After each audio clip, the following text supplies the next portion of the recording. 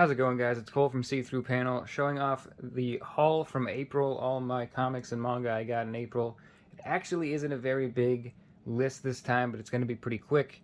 As always, I'm not going to be spoiling anything. I'll just be flipping through this stuff. In fact, most of the stuff here I haven't even read yet, so just want to show it off, all the stuff I got in April, and then I'll probably do an individual overview of each one as they come.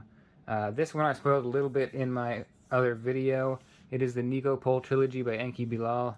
I have selected a singular page. Oh, it is published by Titan Comics and very oversized, as you can see. Retails for $40. And I've selected a singular page to show you because this book is filled with nudity, and YouTube hates that, and YouTube sucks. When I do an actual overview, I'll show you a lot more, and I'll have some pages selected, but as you can see, it is the wonderful European style that I adore, that I wish I had another word for besides just European style. Like the traditional Mobius Enki Bilal style that was very apparent back in the day. And I really adored the hunting party that I showed off on the channel. And this book looks batshit insane, like this bird-headed guy lasering another guy's face. Yeah, I don't know what it's about. I have no idea. The year is 2025, and Heracles Nikopole has returned to Earth following a 30-year exile in cryostasis. That's all I'm going to read. I actually haven't read that before. But yeah, Nikopole Trilogy, super excited. You'll see that soon enough. Moving on to the book that I actually have read out of the pile, and that is Marth Valis. Very small, even smaller than manga size. Oh, just about the same as manga size. A little bit taller, but otherwise the form factor is almost exactly the same. By EPHK, published by Image. This little pocket book edition is $15.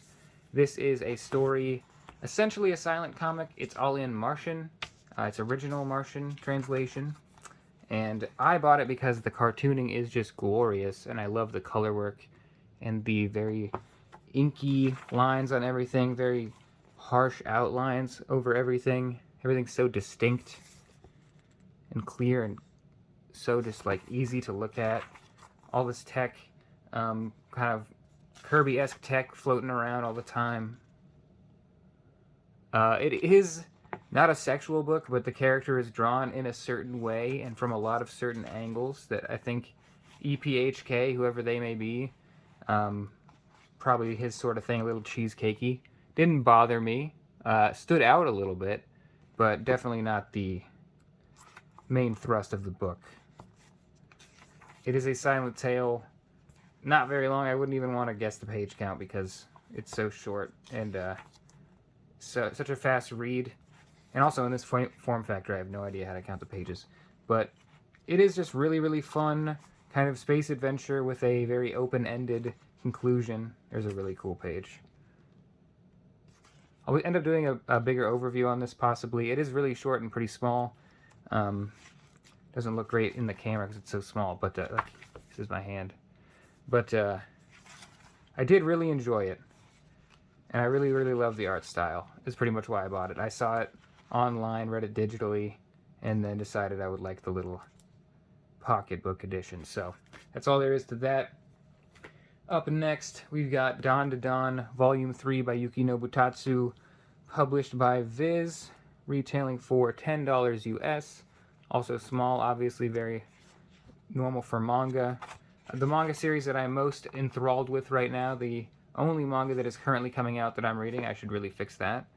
I'm really excited to get this next chapter. It's been a long, well, not a long time, but it's been at least a couple months since I read Volume 2, and I really, really loved it. And I'm sure the series is only going to get better from here. I will flip to a random page. It seems like an emotionally impactful page. It seems like a spoiler, but I'll go and show a close-up anyway. Obviously, I haven't read this yet, so I don't know what anything really is. But I know it's just crazy and fun and wacky, and the art is to die for. So, yeah, Yuki Nobutatsu, amazing creator. Definitely covering this very soon. I know there is a certain viewer, I wish I would have looked at your name before I made this video, that's been waiting for the release. And specifically to you, I will get that video out soon. I apologize for not having it out sooner. Thanks for watching, you specifically. You know who you are. This up next is Genji Ito's Tombs. obviously published by Viz as always in the nice hardcover format. $25 US.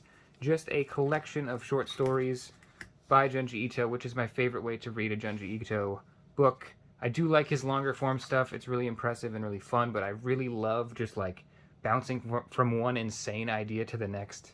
They're always so wacky and goofy, but he takes them so seriously in his stories, and I think that's really fun. So I really do enjoy the anthologies that get put out because I just like to see what his crazy mind comes up with. I'm trying to flip to something weird, and I've got pretty ordinary stuff so far. I'm just waiting to flip. We're getting kind of weird. Now we're getting weird. Okay. Now this is the Genji Ito I know.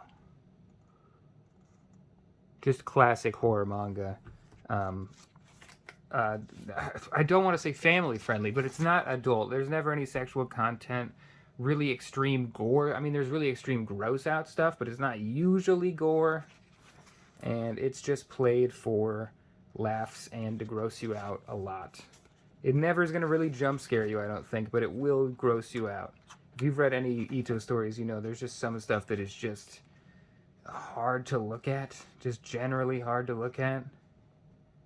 But, yeah, this is going right on the Ito shelf, which I do want to show off my collection sometime soon, and I'm really proud of the Ito shelf, so probably get that going soon. If you're interested in seeing the whole collection overview in a video, let me know. Final book, it was a small haul, I told you. The final book is the Black Hammer Library Edition, The World of Black Hammer, Volume 5, I believe. They're getting up there. Featuring, I'll say it first, published by Dark Horse, retailing for $49 US. There's a dust jacket. The dust jacket sucks, but the art's the same on board. So I'm not going to bother with it right now. As I said in the last haul video, I've got to start catching up on these Black Hammer videos, or these Black Hammer books. I've got so many of them, and they all look amazing. This one is basically an anthology in the Black Hammer world, and you might be noticing here, there is not a single story written by Jeff Lemire.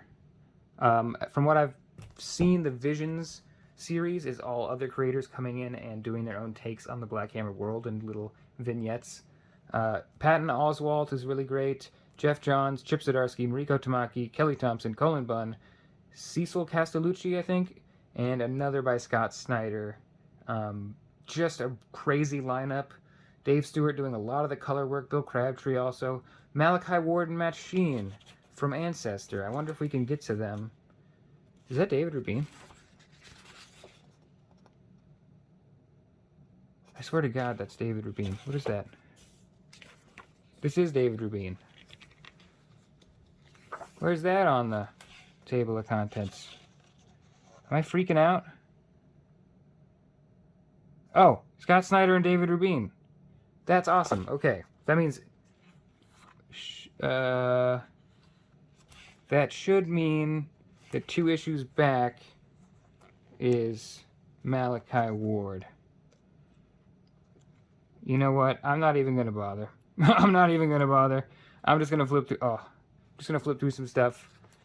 This just looks crazy and good. And I mean, I'm always really down for the Black Hammer stuff. I never get around to it. I need to start getting around to it. Because it's really consistently great no matter what I've read. To be fair, I haven't read Visions yet, so I don't know how other writers handle it. But the list of writers in here is just phenomenal. Just A-tier group of writers here. A lot of variation in the art styles. Johnny Christmas on art. Always great to see him. I mean, this just looks awesome. Like I said at the last one, they always look so freaking good, and I never actually... Is that Scott Collins? Must be. They always look great, and then I never get around to them, so I am going to get around to Black Hammer book in May. I'll make that my solemn vow. Hopefully I don't forget my solemn vow, because that might happen. I'm going to start piling the books up for the outro. Yeah, this is a short video, especially for a haul.